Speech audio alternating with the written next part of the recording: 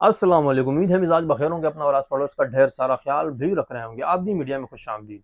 नाजरीन, आजकल मीडिया में मदारिस इन है। एक मदरसे का केस सोल्व नहीं हुआ होता कि दूसरा शुरू हो जाता है, दूसरे किसी अंजाम तक नहीं पहुंचा हुआ होता कि तीसरा शुरू हो जाता है। पहला केस जिस तरह के आपके सामने है, असलूम मशहूर ज़माना मदरसा और उसके शेखुल हदीस उससे भी ज़्यादा मशहूर मुफ्ती ज़रवर अली खान साहब, उनके बेटे एक तालिब इल्म को डांटते हैं और डांट इंतहाई ख़तरनाक होती है, जिसको हर सुनने वाला लरस कर रह जाता है। और फिर ये वीडियो ज़्यादा मशहूर इसलिए भी हुई कि वो तालिब इल्म बेचारे ज़ियाउल हक जिनका नाम है, वो गरीब थे इंतहाई।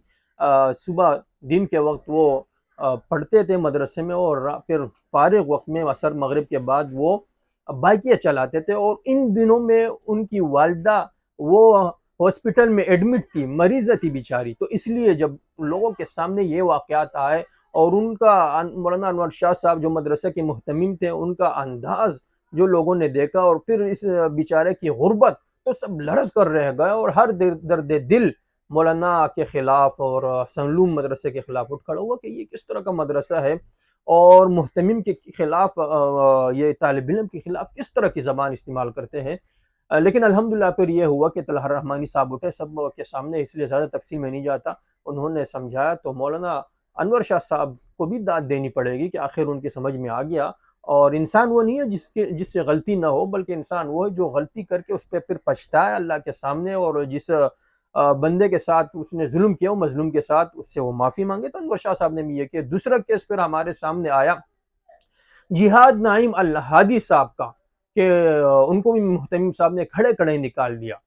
तो जिहाद नाइम अल हादी जो मीडिया में वो मुतहर्रिक है, तो उन्होंने पूरी कहानी अलिफ से ये तक ए टू जेड बयान की कि किस तरह मुझे खड़े खड़े निकाल गया। वो सब उनको जानते थे कि वो माशाल्लाह ज़हीन फ़तीन तालिब इल्म थे, खुसूसन अरबी में उनकी महारत यद तूला सबके सामने थी। तो उनकी मज़लूमियत भी जब आई तो उनके हक़ में भी जिहाद नईम अल हादी के साथ लोग खड़े हुए और मुहतमिम साहब की इस तरफ तवज्जो दिलाई कि भाई आप क्यों इस तरह कर रहे हैं। नहीं, ये केस भी अब सॉल्व नहीं हुआ था कि तीसरा केस जो अभी तरोताज़ा है, आज के दिन ही वो वक़ूअ पज़ीर हुआ है।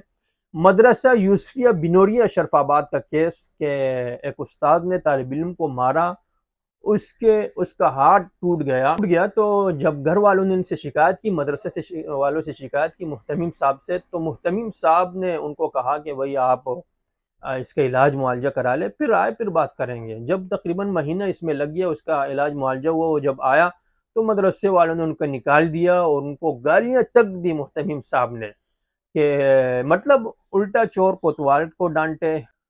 तो उसको गालियाँ तक दी गई तालिब इल्म को, और कहा गया कि ऐसे अल्फाज है कि आदमी बयान नहीं कर सकते, लेकिन बयान किए बगैर चारा भी नहीं है। फिर लोग कहते हैं कि मदारिस के खिलाफ लगे हुए हैं। ये मदारिस की इस्लाह के लिए, और मैं यही कहूँगा कि ये हमारी सुन्नत है, अल उलमा वरसतुल अंबिया। उलमा असल में वही है जो अंबिया के वारिस है। अंबिया के वारिस का मतलब ये नहीं है कि मदरसा मस्जिद में बैठे हुए हैं और कहते हैं कि हम अंबिया के वारिस। अंबिया के वारिस वो इल्म में है कि अंबिया जो है किसी दीनार दिरहम मीरास में नहीं छोड़ते, वो इल्म छोड़ते। तो इल्म क्या है, उस पर फिर अमल किया जाए। आपको इल्म भी आपके सामने हो कि ये हमारा दीन ये कहता है, उस पर फिर अमल भी हो। तो फिर क्या हम अंबिया से ये तवक्को रख सकते हैं नऊज़ुबिल्लाह कि वो गालियां दे रहे हो, भाई आप लोग गालियां दे रहे हो, आप लोग इतना मार रहे हो बच्चे को। तो ये उलमा वही उलमा है जो अंबिया के वारिस है। और अंबिया के वारिस कौन थे? अबू बकर सिद्दीक रज़ी अल्लाह ताला अन्हु, उमर रज़ी अल्लाह ताला अन्हु। अबू बकर सिद्दीक रज़ी अल्लाह ताला अन्हु जब खलीफा बने तो उन्होंने पहले ही दिन ये कहा कि अगर मैं ठीक करता हूं तो आप मेरा साथ दीजिए, और अगर मैं गलत करता हूं तो आप खड़े होकर मेरी इस्लाह कीजिए। अबू बकर सिद्दीक रज़ी अल्लाह ताला अन्हु अपने पहले खुतबे में ये कहा। उमर फारूक रज़ी अल्लाह ताला अन्हु की तरफ आए, वो उलमा अंबिया के वारिस थे।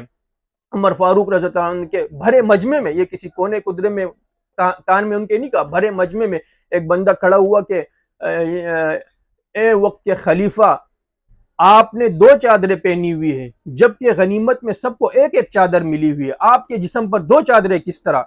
ये जुल्म, ये नाइंसाफी क्यों?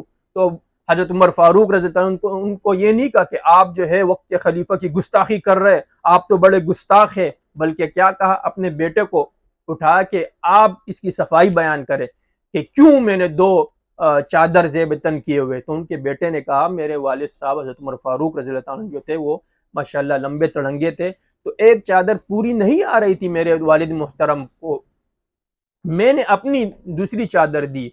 तो ये जो दूसरी चादर है ये उन्होंने माले गनीमत से नहीं उठाई, ये मेरी दी हुई, मेरे हिस्से में जो आई थी, मैंने अपना हिस्सा उनको दिया।